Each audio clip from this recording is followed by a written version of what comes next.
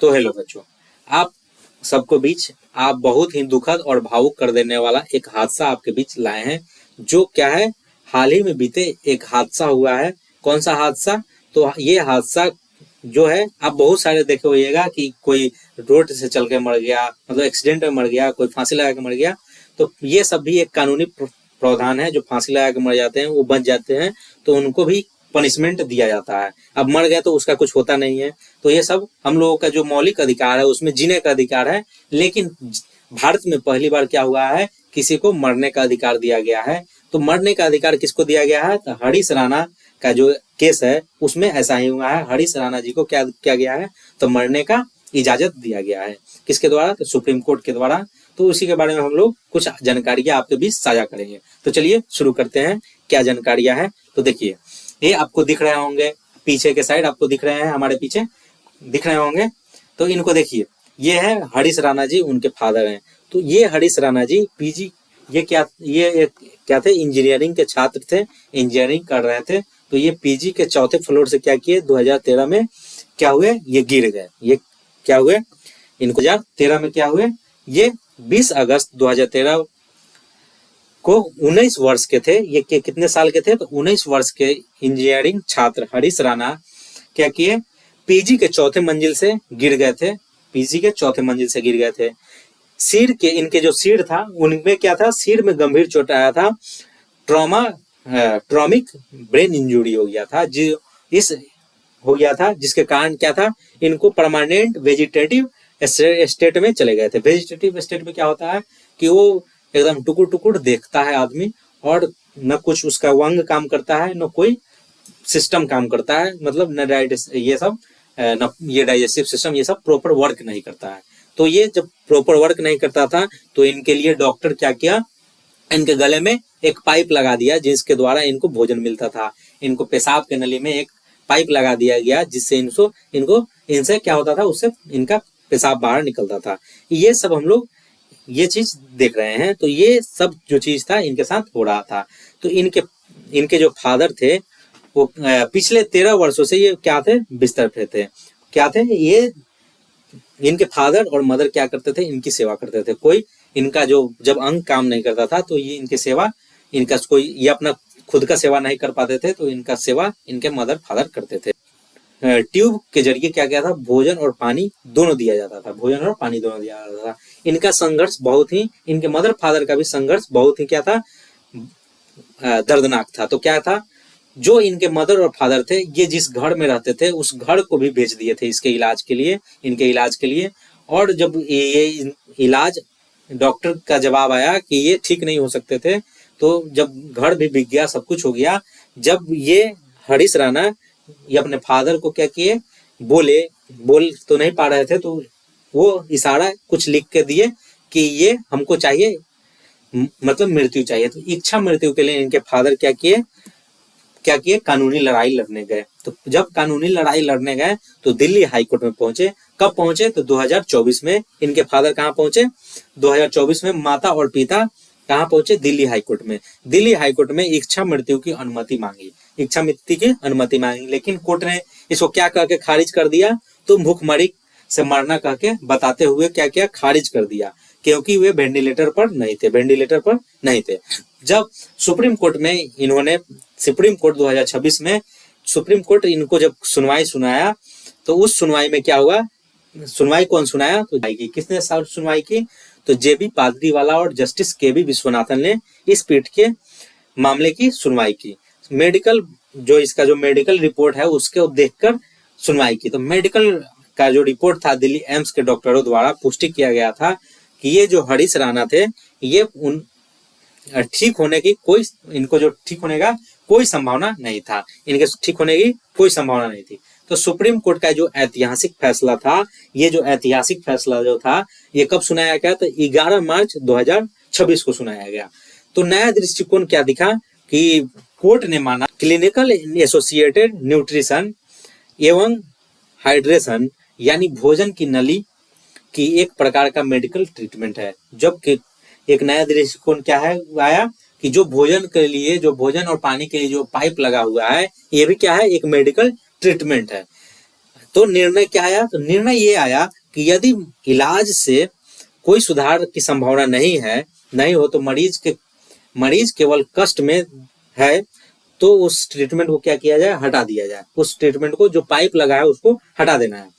तो इससे क्या होगा? तो इसका जो महत्व था, इसका जो महत्व दिखा, यह भारत का पहला मामला बना जहां कोर्ट ने भोजन की नली हटाकर निष्क्रिय इच्छा मृत्यु की अनुमति दे दी। क्या कि? निष्क्रिय इच्छा मृत्यु की अनुमति दे दी।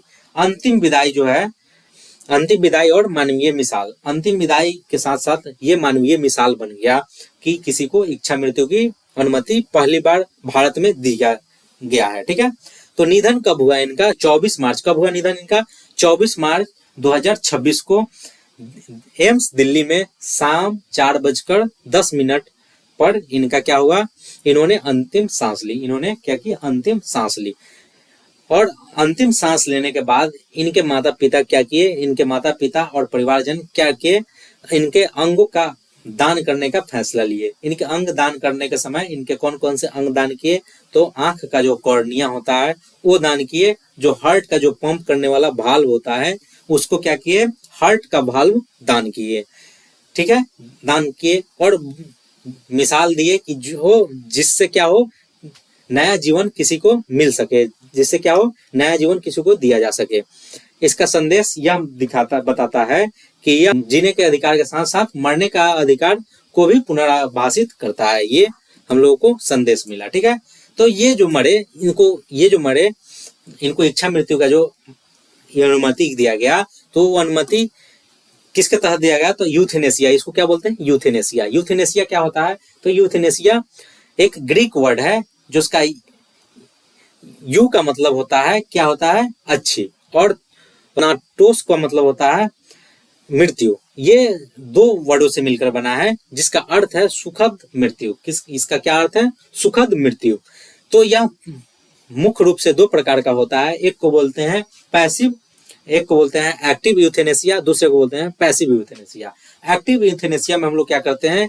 किसी को क्या करेंगे? सक्रिय इच्छा मृत्यु दिया जा सकता है, उसको बोलते हैं एक्टिव यूथेनेसिया। घातक इंजेक्शन, किसी को इंजेक्शन द्वारा क्या किया जाए? मृत्यु दिया जा सके, उसी को बोलते हैं एक्टिव यूथेनेसिया। मृत्यु के लिए सक्रिय रूप से हस्तक्षेप करना एक बार, उसी को क्या बोलते हैं? भारत में क्या है? अवैध है। ये क्या है? भारत में अवैध है कि आप किसी को इंजेक्शन दे दिए, फांसी दे दिए, ये सब अवैध है। ये है एक्टिव यूथेनेसिया। और दूसरा है पैसिव यूथेनेसिया। पैसिव यूथेनेसिया क्या है? तो पैसिव यूथेनेसिया निष्क्रिय इच्छा मृत्यु बोलते हैं इसको। क्या है ये? निष्क्रिय इच्छा मृत्यु। तो इसमें भारत में क्या है? कानूनी ये जो इच्छा मृत्यु है, निष्क्रिय इच्छा मृत्यु जो है, इसमें क्या होता है? जीवन रक्षा प्रणाली को हटा देना। जैसे इनके हरीश राणा के केस में हुआ कि वो जब सपोर्टिंग सिस्टम जो इनका था, वो फूड पाइप जो लगा था जिससे वो पानी और क्या ले रहे थे? भोजन ले रहे थे, उसको हटा के उनको क्या दिया गया? पैसिव यूथेनेसिया के तहत उनको इच्छा मृत्यु दिया गया। तो ये था, ये इसी से होता है। ठीक है, तो इसके बारे में हम लोग देख रहे हैं। देखिए, पैसिव यूथेनेसिया की परिभाषा क्या है? तो जब किसी लाइलाज बीमारी से पीड़ित व्यक्ति का इलाज जानबूझकर रोक दिया जाए। क्या किया जाए? जानबूझकर रोक दिया जाए। या लाइफ सपोर्ट जैसे वेंटिलेटर पे है तो क्या किया जाए? वेंटिलेटर को हटा दिया जाए ताकि प्रकृति अपना काम कर सके। क्या कर सके? प्रकृति अपना काम कर सके। तो इसे क्या कहते हैं? Passive euthanasia.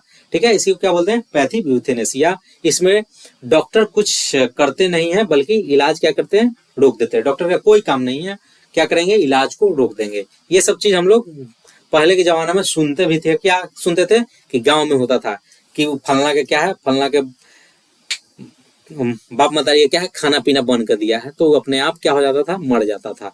तो अभी हम लोग उससे डिलीट कर सकते हैं। तो उसको क्या बोल दिए कि वो क्या हो गया कि पैसिव यूथेनेसिया के तहत उसको मार दिया गया। लेकिन उसमें क्या हुआ? डॉक्टर अनुमति नहीं देता है कि इसको, चाहे कोर्ट से अनुमति नहीं लेता है कि इसको इच्छा मृत्यु देना है। वो डायरेक्ट वो अपने धीरे धीरे उसका भोजन पानी कम करते करते उसको क्या करता है? मार देता है। ठीक है, इससे हम लोग रिलेट कर सकते हैं। चलिए दूसरा देखते हैं, भारत में कानूनी स्थिति। इसमें इसके लिए भारत में क्या है? कानूनी स्थिति, लीगल स्टेटस इन इंडिया। ठीक है, तो ये देखिए, अरुणा रामचंद्रन सागमान केस 2011 में सुप्रीम कोर्ट ने पहली बार पैसिव यूथेनेसिया को सशर्त अनुमति दी थी। क्या दी थी? सशस्त्र क्या दी थी? अनुमति दी थी। और कॉमन कॉज बनाम क्या है? कॉमन कॉज बनाम भारत संघ 2018 में सुप्रीम कोर्ट की संवैधानिक पीठ ने इसे क्या की? कानूनी मान्यता दी। सुप्रीम कोर्ट की पीठ ने इसे क्या दी? कानूनी मान्यता दी और कहा कि समान हिस्सा है, सम्मान के साथ साथ सम्मान के साथ साथ मरना क्या है? आर्टिकल 21 का अनुच्छेद 21 का हिस्सा है, हम लोगों का 21 का हिस्सा है। ठीक है, अब हम लोग देखते हैं इसमें लिविंग विल के क्या देखना है? लिविंग विल, व्यक्ति अगर स्वस्थ रहते हुए एक लिखित वसीयत तैयार कर सकता है।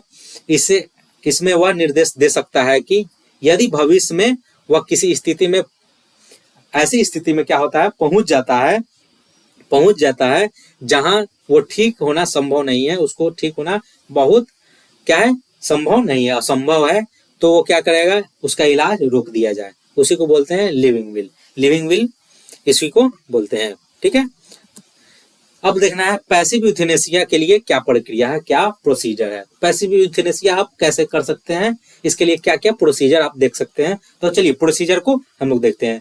तो इसमें क्या करना है? मेडिकल बोर्ड द्वारा पुष्टि की मरीज के ठीक होने की संभावना नहीं हो, एक सर्टिफिकेट बनवाना है कि ये मरीज अब ठीक ठाक नहीं होगा।